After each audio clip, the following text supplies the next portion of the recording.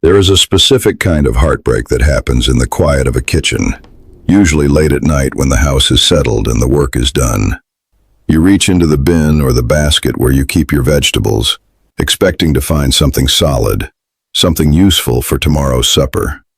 Instead, your fingers sink into something soft, something slimy. You pull it out and there it is, an onion that has turned to mush, leaking its juices onto the others, spreading a sour, fermenting smell that clings to the air like a bad memory. It is not just an onion. It is money you earned with sweat, time you spent walking the aisles, and care you thought you were taking, all rotting away in the dark. You look at that blackened, collapsed bulb, and you feel a small, sharp sting of guilt. You wonder if you did something wrong. You wonder if you were careless. But I am here to tell you that this failure is not your fault. The world around us has changed so fast that the old rhythms have been drowned out by noise and convenience. We have forgotten how to listen to what the earth is telling us through the skin of a vegetable. We buy what looks shiny, not what lasts. We trust the label, not our own hands. But today, we are going to fix that. By the time we are done here, you will know exactly how to pick an onion that will sit in your pantry, cool and dry and silent, for months. You will never again throw away good food because you didn't know what to look for before you brought it home. This is not magic. It is not a secret kept by the elite. It is simply the old way, combined with the truth of how plants grow.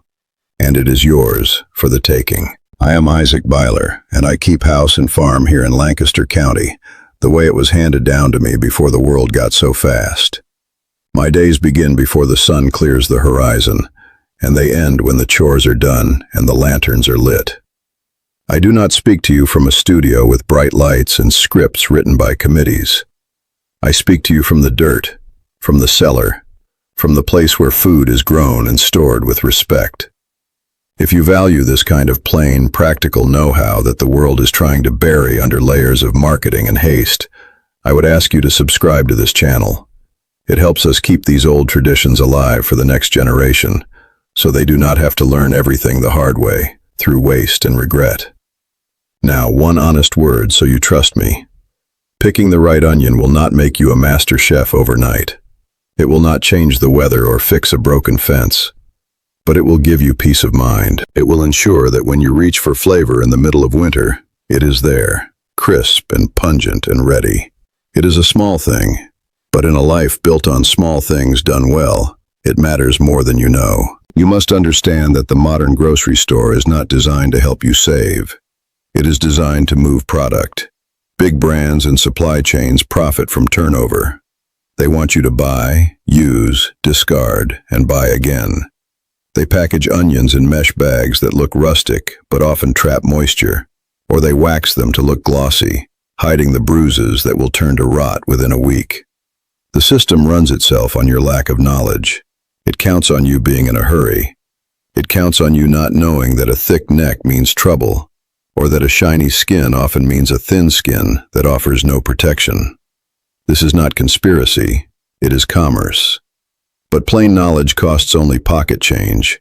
It costs attention. When you know what to look for, you step outside their system. You become selective. You become a steward of your own resources. You stop feeding the machine of waste and start building a pantry that serves you. This shift in perspective is the first step. The second is knowing exactly what your hands and eyes are looking for. The first rule is to ignore the shine and look for the dullness. In the supermarket, we are trained to think that bright and shiny equals fresh. With apples, maybe. With cars, certainly. But with storage onions, a high-gloss sheen is often a sign of a variety that has been bred for appearance rather than longevity. Or worse, it may have been treated with oils or waxes to mask age. You want an onion with a papery, matte finish. The outer skin should look like old parchment, brittle and loose. When you rub your thumb against it, it should flake off easily. This dry, papery layer is the onion's natural armor. It is called the tunic in botanical terms, and its job is to seal the moisture inside the bulb while keeping the air and bacteria out. If the skin is tight, glossy, and feels almost plastic-like, it is likely a sweet onion variety, which has higher water content and sugar. These are delicious, yes, but they are perishable. They are meant to be eaten within weeks, not months. For long-term storage, you want the ugly ones, the ones that look dusty, the ones that look like they have been sleeping in a barn. That dullness is the promise of dryness, and dryness is the enemy of rot. The second rule concerns the neck. This is the most critical part of the onion, the place where the stem meets the bulb. You must look for an onion with a tight, closed neck. Run your finger over the top. It should feel pinched shut, like a fist that is clenched tight. If the neck is thick, open, or spongy, do not buy it. A thick neck indicates that the onion was harvested too early, before the plant had fully matured and sealed itself off. In horticultural science, we call this curing. The plant needs time after the leaves die back to transfer energy into the bulb, and then seal the entry point. An open neck is an open door for mold and bacteria to enter. It is a highway for decay. Even if the rest of the onion looks perfect, that open neck will betray you. Within a month, you will find black mold creeping down from the top, ruining the layers beneath. Folk wisdom calls this neck rot, and it is the most common reason home stores fail. You want a neck that is narrow, dry, and completely closed.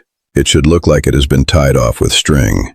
If it looks like a tube, put it back. The third rule is about weight and density. Pick up the onion. It should feel heavy for its size. This seems counterintuitive if you are thinking about dryness, but hear me out. You want an onion that is dense with solid flesh, not one that is light because it is hollow or shriveled. However, it should not feel wet or squishy. There is a difference between hydraulic pressure from water content and the solid mass of cellular structure. A good storage onion feels like a stone wrapped in paper. It has gravity to it. If it feels light and airy like a balloon, the inner layers may have already dried out or separated, leaving gaps where air can circulate and cause spoilage. Squeeze it gently. It should offer resistance. It should feel solid all the way through. If you feel any soft spots, any give in the flesh, walk away. A soft spot is a bruise, and a bruise is a wound. Just like a wound on your skin, it will invite infection. The cells there are broken, releasing enzymes that accelerate decomposition. One soft spot can spread to the entire bulb, and then to the onions touching it. Always choose the one that feels like a rock. The fourth rule is to check for sprouting. Look closely at the neck again. Do you see any hint of green? Any tiny shoot pushing its way out? If you do, leave it. Sprouting is a sign that the onion's dormancy has been broken.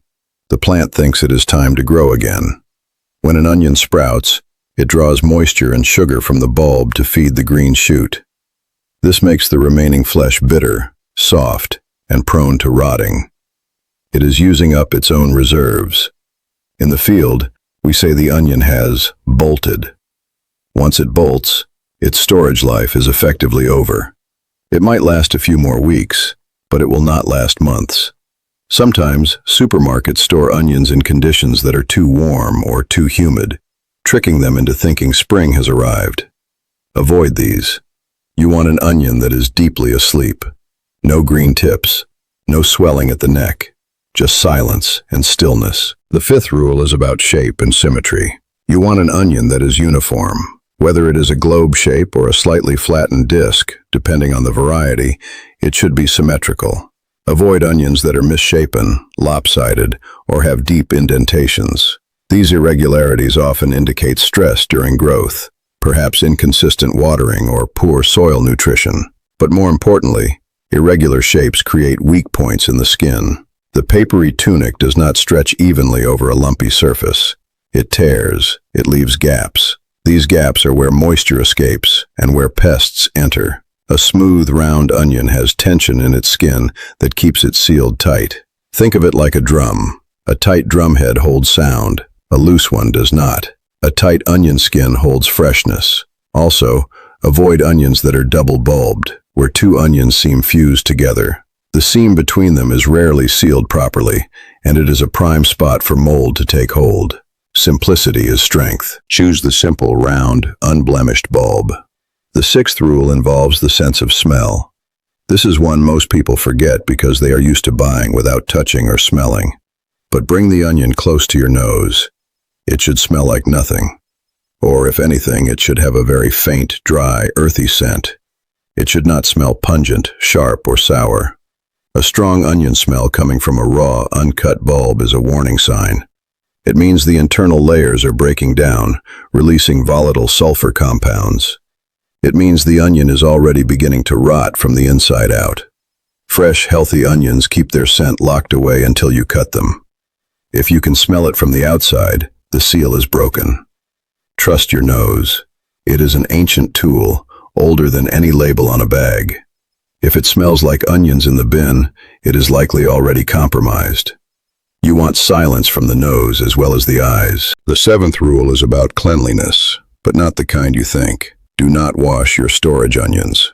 When you bring them home, leave the dirt alone if there is any clinging to the roots, and certainly do not rinse them. Water is the enemy of storage. Washing introduces moisture to the surface, which can seep into the neck or the layers if the skin is imperfect. Furthermore, washing removes the natural protective oils and the dry, papery skin that you worked so hard to select. If the onions are muddy, brush them off gently with a dry cloth or your hands. Let them be dry. In the old days, we would hang them in the barn to cure for weeks, letting the wind strip away the excess moisture. You do not need to do that if you buy them correctly cured, but you must maintain that dryness. Store them in a cool, dark, dry place with good air circulation. Never in a plastic bag. Never in the refrigerator, unless they are cut. The humidity of a fridge will make them moldy. A wire basket, a mesh bag, or even just spread out on a shelf in a basement or pantry is ideal.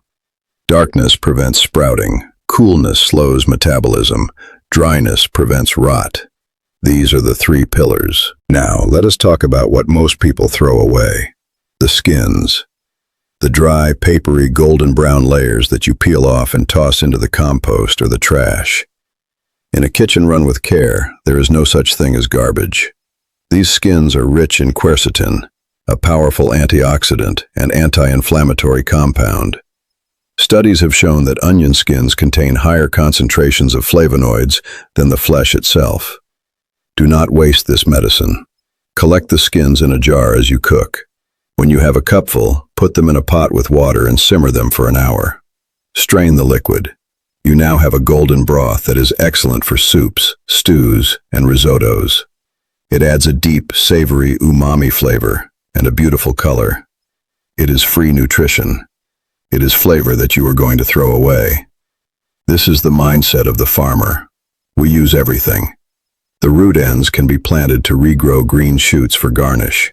The soft onions that won't last can be pickled immediately. Nothing is lost. Everything has a purpose. When you view your food this way, you stop seeing waste and start seeing opportunity. You honor the life that was given to feed you. Let us look at the numbers, plainly. An average family spends hundreds of dollars a year on produce. How much of that ends up in the landfill? Studies suggest nearly 30% of food bought is wasted. If you spend $50 a month on vegetables and you waste 30%, that is $15 gone. Over a year, that is $180 just for vegetables. Onions are a staple. If you buy cheap, poor quality onions that rot in 2 weeks, you are replacing them constantly. If you buy quality storage onions using these rules, one bag can last 3 to 4 months. You buy less often. You waste nothing. The savings are not just in the money you don't spend on replacements. It is in the time you save not running to the store. It is in the quality of your meals. When you have real ingredients on hand, you cook better. You eat healthier. For children, this is invaluable. They learn that food comes from the earth, that it has seasons, that it requires care. They learn to distinguish between what is real and what is processed. They learn patience. They learn that a dull, ugly onion can hold sweetness for months if treated with respect. This is education that no school can provide. It is the education of the hand and the heart. I want to hear from you. Tell me in the comments what state you are in, what county, and how old your house is. I read every word. I like to know who is listening, who is keeping these traditions alive in their own corners of the world. Are you in a city apartment or a farmhouse in the valley? It does not matter. The principles are the same. The earth speaks the same language everywhere. If you found this helpful, if you felt that click of understanding when I spoke of the neck and the skin, please subscribe. It is a small act, but it tells the algorithm that there is still a hunger for truth, for slowness, for wisdom that does not shout. It helps us reach others who are tired of the waste, tired of the hurry. Next time, I want to show you something that many people sweep off their porch and throw away. Wood ash. From the stove or the fire pit. Most see it as dirt. I see it as gold for your lawn and garden. But it is dangerous if used wrong. Too much can burn your soil.